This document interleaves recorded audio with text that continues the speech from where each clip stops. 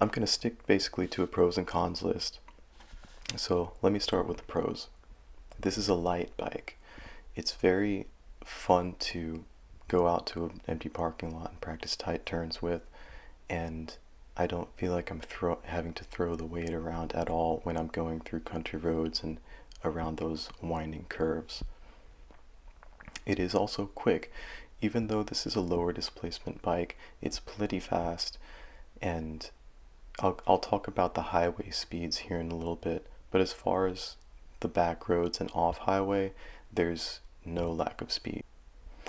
This is also, being on the lower displacement, this is a forgiving bike.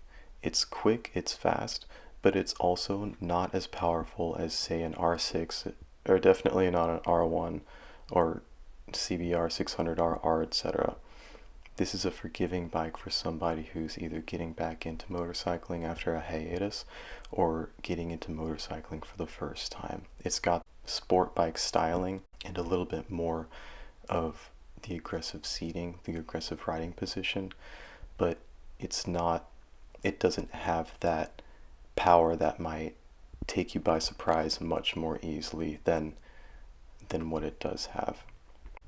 Also, it's a beautiful bike. I mean, what can I say? It's fun to look at. I've had no issues with this bike. Of course, you wouldn't expect any issues with just 1,000 miles, but I think it's worth just throwing out there. I also want to talk a little bit about the maintenance. Oil oil changes on this bike are very easy. You don't have to take off the fairings or do anything. The oil filter and the oil drain plug are very easy to reach. All you need to do is take them off, replace the filter, fill it back up with oil, and you're good to go.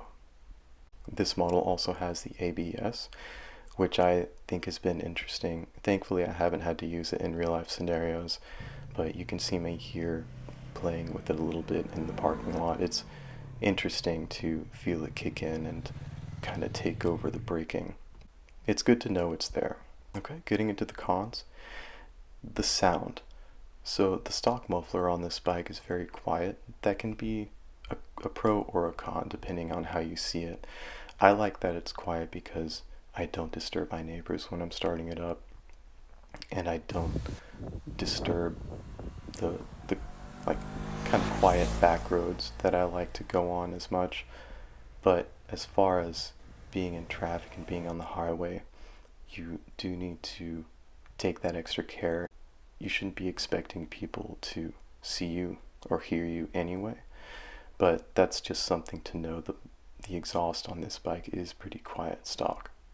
Like I said, it's plenty fast on the back roads. When you get into the highway speeds, you still have that power on tap when you get to interstate cruising speed. It just might not be as quick as other bikes. I still find that I have plenty of power if I need to pass somebody quickly in order to get out of their blind spot and to get into a place where they're more likely to see me. But sometimes it does take a little bit longer, though it hasn't been an issue. Also, speaking to the highway, this is a lower displacement bike. It's a very light bike, so you're going to feel those wind effects a little bit more, either from the weather or the semi truck that's either passing you or when you're passing a semi. Overall, this has been an excellent bike. It's been so much fun to just go out and ride around without a specific destination in mind. So I highly recommend it. It's been really great, and like I said, the maintenance is easy to do yourself as far as oil changes go. And I look forward to putting many more thousands of miles on it. So yeah, short and sweet, just wanted to say a few words about my 1,000 mile experience on this bike. If you have any other questions, I'd be happy to address them if you had anything specific you wanted to hear about this bike. But other than that, I look forward to seeing you in the next one. Thanks.